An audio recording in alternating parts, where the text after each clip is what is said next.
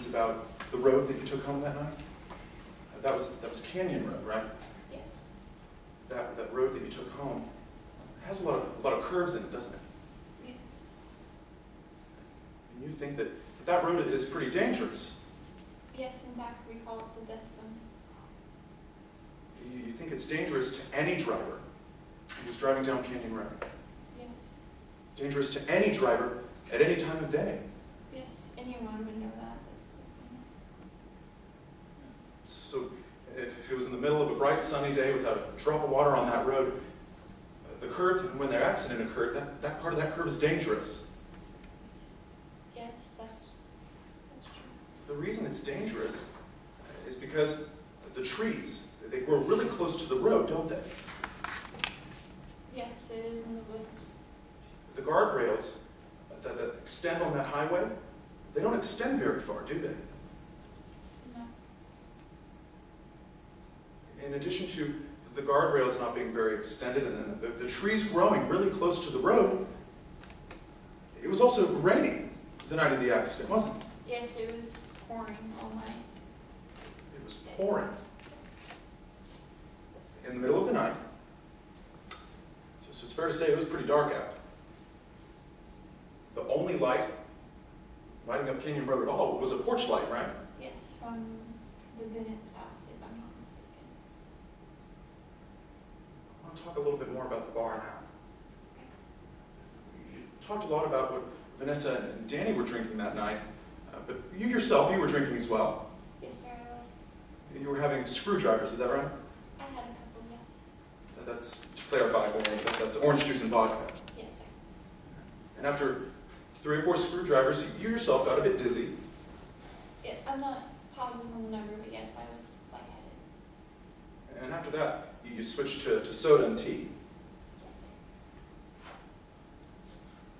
Were you with Danny the entire night, Miss Hopson? No, as I said before, I was on stage singing, and there was some time when Danny went to the bar, and I also went to the restroom. When you weren't with Danny, she wasn't your focus, was she? No. You weren't watching to see what exactly Danny was doing. When I was on stage, I was trying to watch, but other than that, no. When you were up on stage, you couldn't see what Danny and Vanessa were doing at the table, could you? No, I just saw Pat and Lawrence coming back and forth. And you couldn't hear what they were talking about. No, sir. You couldn't see what they were drinking, if anything. I saw drinks, but I did not see what they were. I want to talk more about the drinks that Danny had that night. You've told us a lot about the drinks that she ordered and the drinks that she consumed, but to be fair, Miss Hopson, a lot of the glasses that ended up empty in front of Miss Dawson, you didn't see her drink any of those, did you? Some of them were in fact ordered for me and Taylor, and I didn't drink them. And I know Taylor doesn't like that kind of alcohol, but they ended up empty. There's only one other person at the table. But no, I didn't exactly see her drink them. I apologize, Miss Hopson. Maybe my question was a bit unclear. I actually wasn't asking about whether or not the glasses ended up empty. What I'm asking is if you specifically saw Danielle drink any of those drinks that were not intended for her. And you didn't, did you?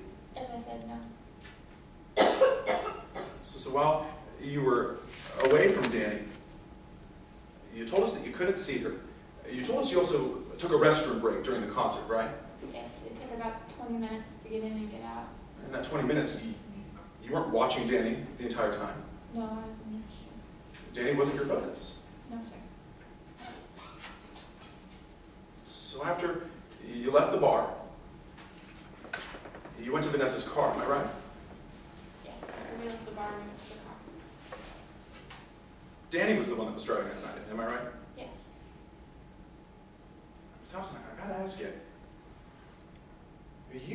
you would not have let your best friend get in the car with Danny if you didn't think she was okay to drive, would you? Hindsight's 20/20. I shouldn't have let Vanessa get in that car. I still blame myself every day. It's the worst decision I've ever made. But at the time, I didn't want to leave Vanessa. And so, yes, we got in the car with Danny that night. I apologize, Ms. Hopson, again. My question might have been confusing. mindset at that time, and what you still believe today, is you would never have let your best friend get in the car if you didn't think she was okay to drive, would you? I didn't think she was okay to drive. That's why I was asking for the taxi cab. Let me get this straight, Miss Hopson. You didn't think Danny was okay to drive, yet you got in the car with her? Like I said, it's the worst decision I've ever made. I should have pushed for the taxi cab, and I know I should have. But I didn't, and I'm sorry for that. I can never forgive myself. Let's talk a little bit more about that drive home then. Yes, sir. You mentioned a lot about how Danny was swerving uncontrollably on that road. To be fair, you've also told us that it was in the middle of a thunderstorm. Yes. You've also told us that the road is curvy. Danny was swerving before the curves, if that clarifies it. But you told us that she was swerving uncontrollably on this wet, curvy road Yes. in the middle of the night. Yes, sir. And you told us that she was speeding. Yes, sir, she was speeding. To be fair, Miss Hopson, you were sitting in the back seat, am I right? Yes, sir. To be fair, Miss Hopson, you couldn't see in front of the car very much, could you? No, I couldn't see him from the car. Thank you, Miss Hopson. No further questions, Your Honor. Permission for our witness to step down. You may step down.